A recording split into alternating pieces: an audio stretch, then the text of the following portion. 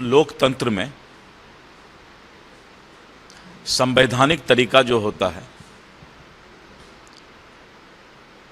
वो जनता का मत वोट होता है। लोकतांत्रिक व्यवस्था में ये लोग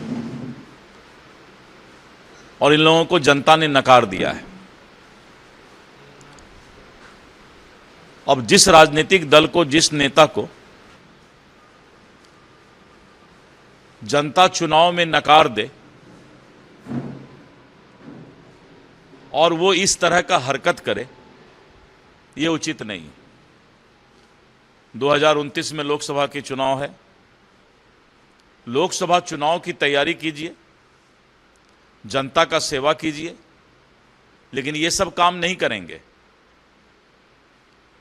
लोगों को भड़काकर, देश विरोधी ताकत से मिलकर, देश विरोधी भाषा बोलकर लोगों को भड़काने का प्रयास करते हैं।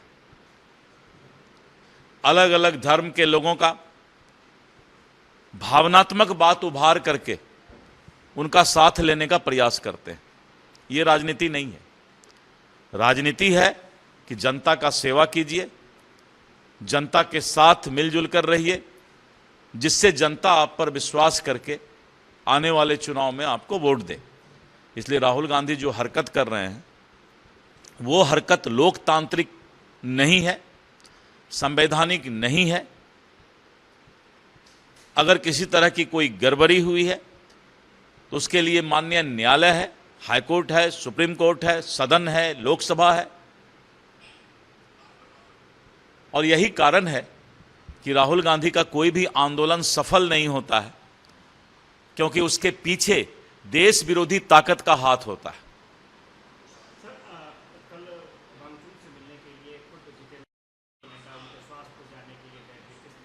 निश्चित रूप से सबके प्रति सम्मान सरकार का काम है।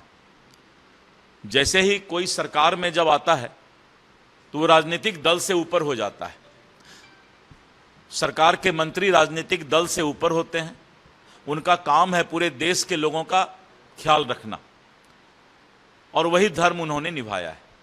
सर, आम आदमी पार्टी आरोप लगा रही है कि मेन आंदोलन से ध्यान हटाने के लिए ही प्रधानमंत्री ने राहुल गांधी को बैठने के लिए जगह दिया। तो चलिए, अच्छा है, आम आदमी पार्टी बोल रहा है कि राहुल गांधी प्रधानमंत्री नरेंद्र मोदी जी का आदमी है, और नरेंद्र मोदी जी के कहने पर राहुल गांधी जाके लेट गया। ये तो कमाल हो गया भाई। ये सब चट्टे बट्टे हैं। कौन किस पर कब आरोप लगाएगा, और बैंक के तरह फ्रॉग, हम लोग गांव में बैंक बोलते हैं, फ्रॉग बोलते हैं, उसके तरह उछल के कब किधर चला जाएगा कहना मुश्किल है। सर, एक्टर है नसरुद्दीन साहब, उन्होंने कहा है कि मैं गुस्से से उबल रहा हूं कि हमारे बच्चों के साथ कैसा व्यवहार किया। इन लोगों को तो जब आग लगाना होता है तो इनके दिल में घी होता है, गुस्सा नहीं होता है।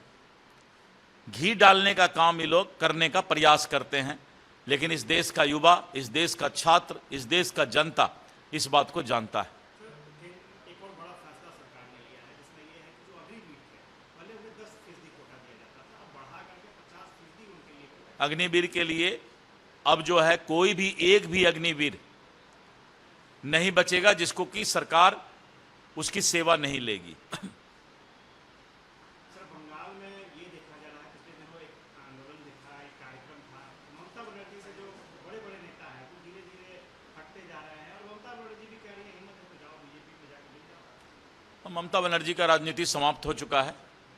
बंगाल का ये इतिहास रहा है कि पहले कांग्रेस समाप्त हुआ, फिर कम्युनिस्ट समाप्त हुआ, फिर तृणमूल कांग्रेस समाप्त हुआ।